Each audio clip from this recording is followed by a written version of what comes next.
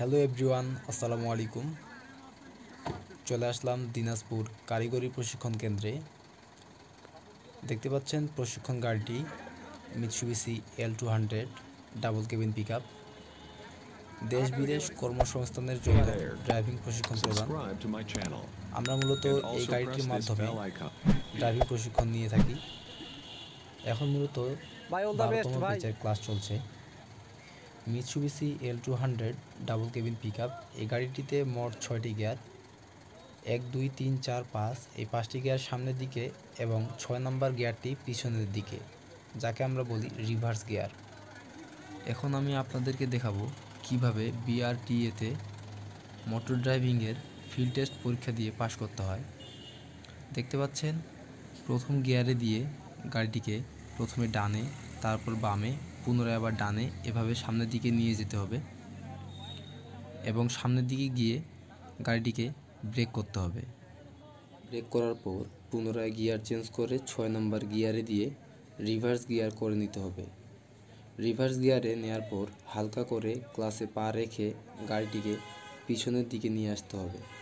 পিছনের দিকে আসার সময় ডান এবং বামের লুকিং গ্লাসের দিকে লক্ষ্য রাখতে হবে, যাতে করে পাশের ফ্ল্যাগগুলোতে যেন না লাগে।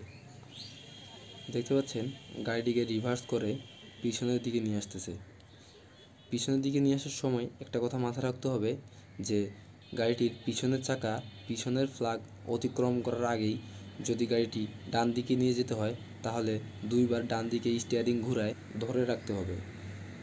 ঘোরানোর সময় খেয়াল রাখতে হবে ফ্ল্যাগ থেকে গাড়ির দূরত্ব 1 ফুট গ্যাপ রাখতে হবে, যাতে করে ঘোরানোর সময় ফ্ল্যাগে না লেগে যায়। দেখতে পাচ্ছেন গাড়িটিকে ডান দিকে ঘোরানো হচ্ছে।